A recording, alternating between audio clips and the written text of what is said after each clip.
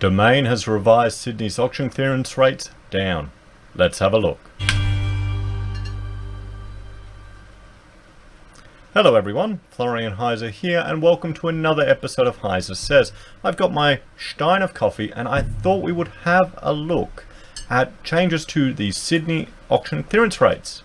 Now what we can see here, they're now at 74% clearance rates. Now a couple of days ago, just 2 days ago, I did a video and they were at 77%. So what has happened? What has happened, you might ask? Well, they have received more data. In this video, I go through and I will link to it here. I just work out in front of you using their own formula, which is sold at auction plus sold prior to auction divided by the total number of auctions plus property withdrawn is equal to the clearance rate, the percentage. I work it out for you how they get their 77%, and what I end up with is 55% or 59% depending on the approach you take. But the point being is that what they do when they get their data, they assume that that trend will continue for the rest of the data that they're receiving. Now the issue is, that's fine. That is normal data science, the data analysis. That's what you normally do. You can see that in the elections when they get the initial results, and then they will call the election just based on the initial information, because that sample size will usually carry through to the rest. It's quite rare that you will all of a sudden get 20,000 votes at the end after you've counted 80,000 votes that will all swing to one person and change the outcome. It generally trends, but that is in a situation where it's not dependent on the individuals or the emotional impact of the individuals submitting the data.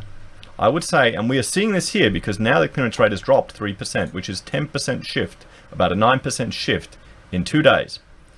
We are seeing that there is a bias for underreporting of, I would say, passed in or withdrawn.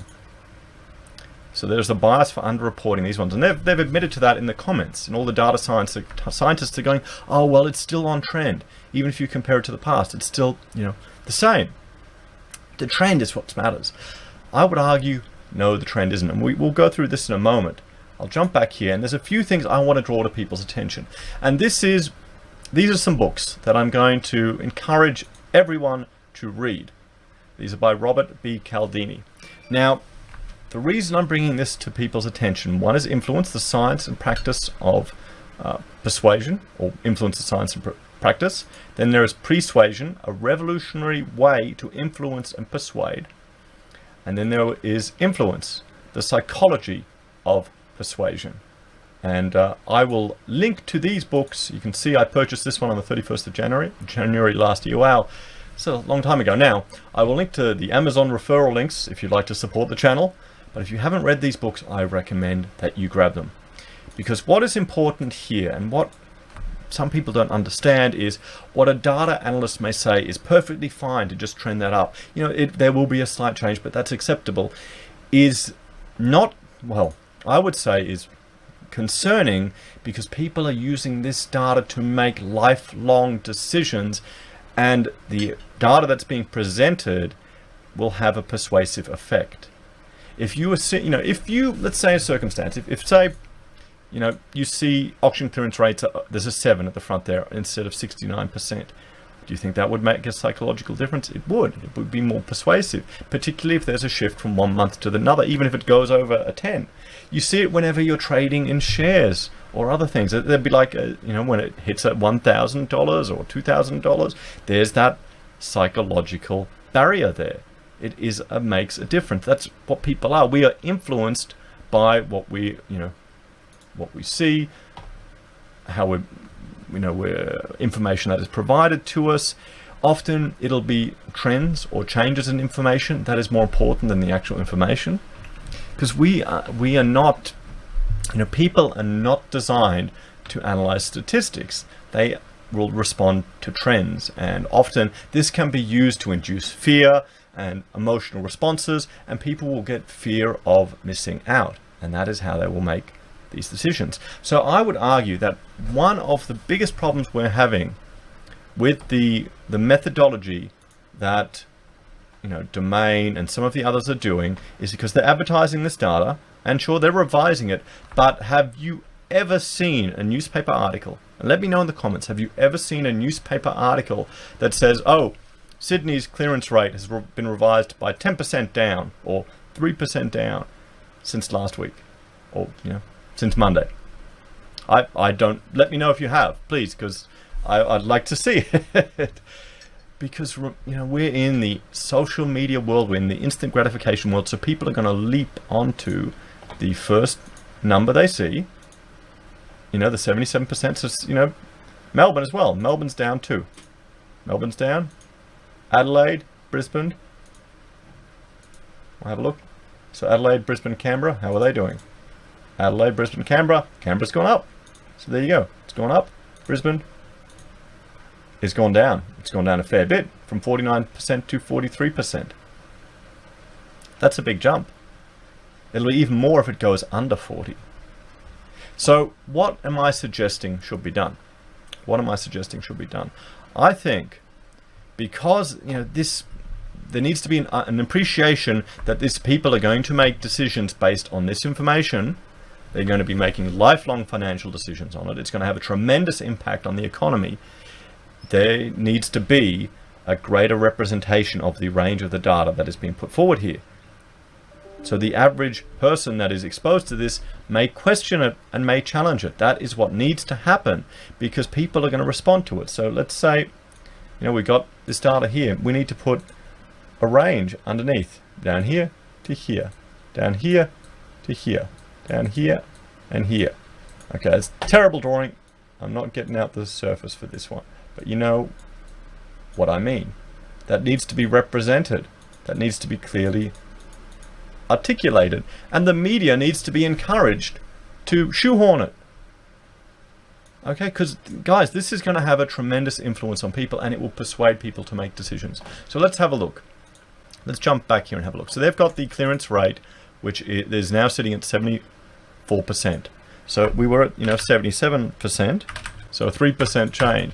So it's all how you frame it and how you do it. But okay, so we've dropped by 3%. So total auctions remain the same. Confirmed results of 553. Sold of 449. Now I would say we've got the worst case scenario, which is the sold at auction plus sold prior at auction, which is D8, which I've got here, 449, divided by the total auctions and D9, which is the withdrawn. What this is assuming, this worst case is assuming, is that all of the unconfirmed results, which we can't find, are all passed in, or last minute withdrawals, or just didn't sell. Okay, that's the worst case, that we're sitting on a 60%. Now the best case is if we assume that these unconfirmed results are all sold.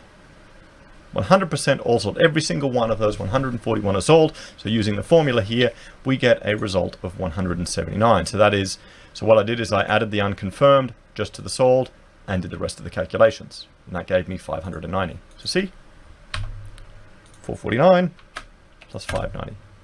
Oh, wait, I'm doing that wrong.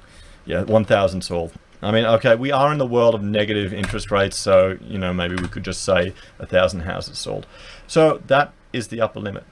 That's the worst case scenario.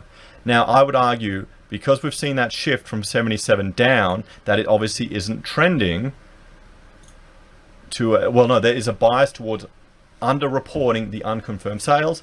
So, I would say perhaps this needs to weigh more towards the worst case scenario. And Domain would have the data to make that assessment, to say where it will sit. Because what they've done here is pretty simple. What else? They need to get some other ratios in here. They've got all years of data that they could draw upon. So this would be my solution to the potential risk of people being influenced by this data. They need to shoehorn it. And this can update, guys, as they receive more information. These figures can update and change, and then people can make a decision. Now, if you saw this as opposed to just this big number, would it make a difference to your decisions? Do you think it would make a difference to other people? Why don't you let me know in the comments? Also, guys, the books I'm going to plug again, anything by Cialdini, really good. really good. This one, which one was it? Oh, Persuasion. Persuasion was really good. And Influence. Oh, this is the audiobook. Oh, actually, yeah, I got the audiobook on my Apple. The Apple for one of them. When I was doing Uber, I would listen to this and many other audiobooks. I should get a few more again. So guys, let me know what you think in the comments. Do you think this is an acceptable way that this should be represented?